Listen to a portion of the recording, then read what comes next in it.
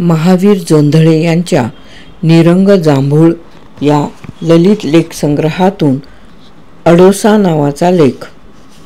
अडोसा गावकुसाच्या वस्तीतलं खोपटं. खोपटा मोहरं दाराला चिकटून वर निघालेला कारल्याचा येल. कारल्याच्या येलाला फुलं आलेली असतात. वरलाकडल्या लाकडाच्या बाजूला एक कानफाट्या रांजण. रांजणाला वटा आणि रांजणाला लागूनच एक तुळशीचं झाड आहे.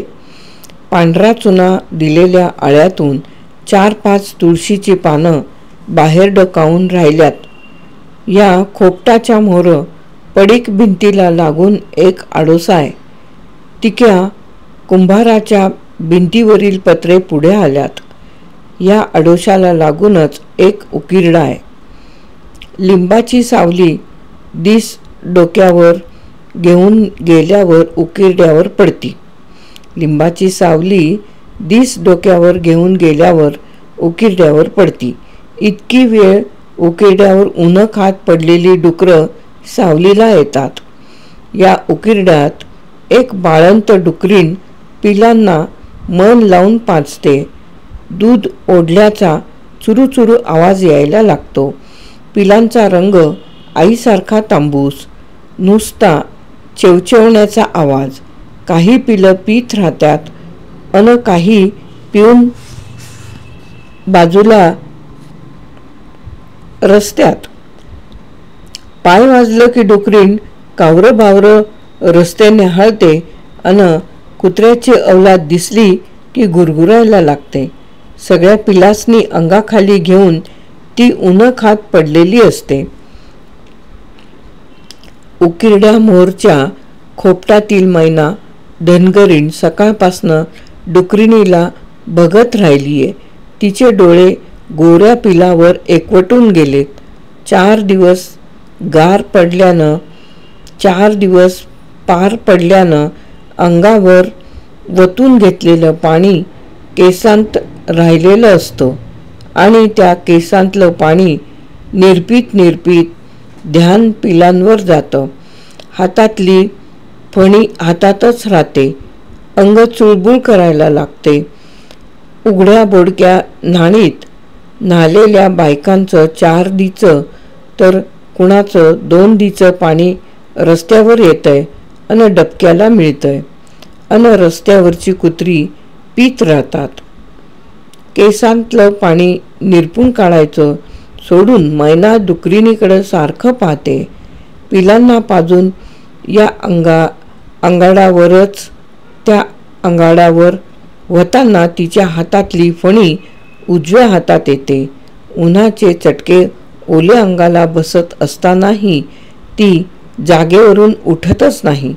तिला वेळेचं कामाचं भानच राहत नाही. ती पाहते उकिरड्यावरील डुकरिणीला आणि तिच्या पिलाला. डोळं न उघडलेली पिलं अंग चोरून आईच्या अंगाभोवती खेळत असतात. अंगावरल्या फुपाट्याची तिला खंत नसते. अधूनमधून उकिरड्यात तोंड खुपसून फुसफुस करायला लागली की पिलांच्या अंगावरील धूळ उडून जाऊ लागते. समोरच्या महबूब अत्ताराचं बांडं कुत्रं उकिरड्याचा वास घेत घेत मोरं सरकत असतं. मैना धनगरणीच्या मनात कसं तरी होऊन उर दाटायला लागतो. मागं मोरं सरकत येणारं कुत्रं पार उकिरड्यावर येऊन डुकरिणीच्या पिलाला घेऊन पळत सुटतं. कुत्र्यानं कवळं पिलू नेल्याचं पाहून मैना ताडकन उठते अन पळायला लागते. एका हातात धोंडा असतो. पाय भराभरा पडायला लागतात. सोडलेले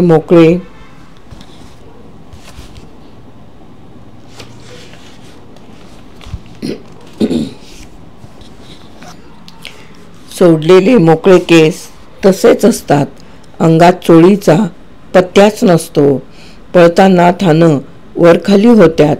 तिला पळताना बघून जुन्या पारंब्या मनातून हसतात अन नव्यांना कोंब फुटायला लागतो. मैना धनगरीण कुत्र्यामागं धावते अंगात असलं नसलं तेवढी शक्ती एकवटून ती दगड भिरकावते, पण ती धावते. तिचा बी नाईलाज झालाय. बघणाऱ्याला लाज वाटते. धावून धावून तिची छाती धपापायला लागते, पण कुत्रं काय सापडत नाही. मैना धापा टाकीत खोपटामोर येऊन उभी राहते. तिला उभं बी राहू वाटत नाही. जराशी लवंडावं म्हणून खोपटात जाते. डुकरिणीच्या ओरडण्यानं डोळ्याला डोळा लागत नाही. चलबिचल वाटते. तशी ती महबूब अत्तराच्या नावानं बोटं मोडायला लागते. डोळे गडगडून फुटायला लागतात आणि आपोआप तिचा पदर डोळ्याला लागतो. तेव्हा तिच्या अंगात चोळी नसल्याचं लक्षात येतं. वरडून वरडून डुकरिणीचं तोंड फेसाळून व्हायला लागतं. तशी मैना धनगरणीची छाती भात्यागत खालीवर खालीवर व्हायला लागली. डुकरीण सारखी ओरडते, इकडून तिकडे हिंडते अन डोळे न उघडलेली पिलं तिच्या मागे हिंडतात. डोळे लाल झाल्यात तिचा आक्रोश चालूच राहतो. मैना धनगरीण पायावर पाय टाकून आड्याकडे नजर टाकते. डुकरिणीचं ओरडणं संपलेलं असतंय. बाकीच्या पिलासनी अंगाखाली घेऊन उकिरड्यावर आलेली लिंबाची सावली घ्यायला लागते.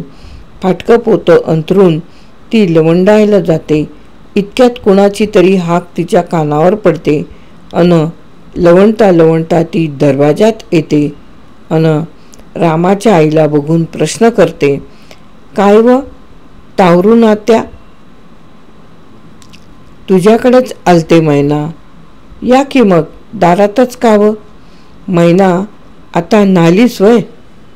नाही बा, सकाळीच नाले. बसले होते उन्ह खात. आत्या काय ग, बोल की.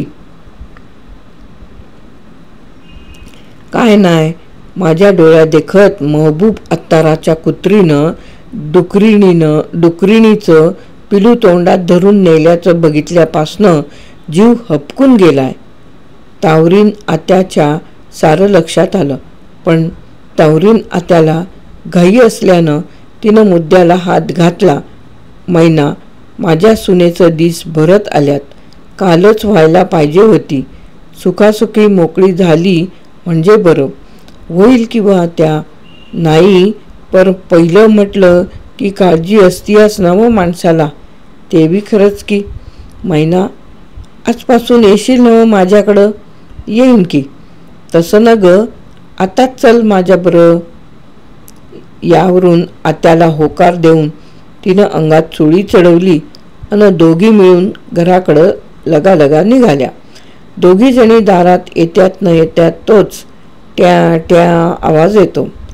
दिवस कलून गेलेला असतो. मैना धनगरीण तावरीन आत्याच्या सुनेचं बाळंतपण करायला लागते.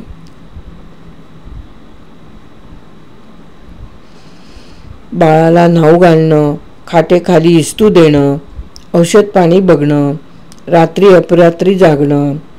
रस्ते गपगार झालेले असतात. झाडाची फांदी बी हालत नाही, डुलत नाही.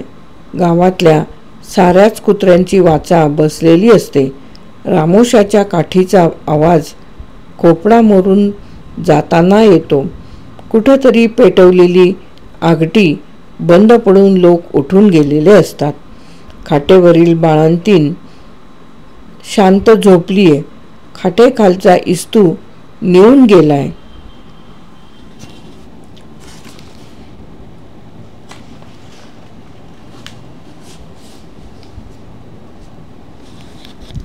बाळाला बी डोळा लागलेला असतो. मैना धनगरीण मात्र जागीच असते. तिला डोळा लागत नाही. उग बसू बी वाटत नाही. धाकधूक होतंय. काळीज उगच दचकतंय. छातीत चमकून उठतंय. म्हणता म्हणता दमायला लागतं. ऊर दाटून येतो. मनात काय बी येतंय. चोळी रुतायला लागते. तिला त्या दुपारचं दृश्य पुन्हा दिसायला लागतंय. ती डुकरीण, तिची पिलं, पिताना येणारा आवाज, एका अंगावर पडणं, वास येणारं कुत्रं, त्यानं गपकन तोंडात धरून पळविलेलं पिलू. तिची नजर खाटेवर झोपलेल्या बाळावर जाते. त्याचं रूप बघून शान तिला राहवत नाही. छाती तटतटायला लागते अन ती हळूच उठून चोर पावलाने खाटेजवळ येते. पोराची माय गार झोपलेली बघून ती खाटेवरील पोर पदराखाली घेऊन आडोशाला येते अन पाजायला लागते.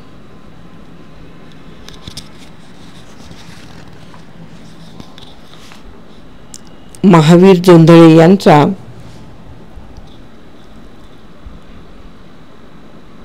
आडोसा नावाचा ललित लेख येथे समाप्त.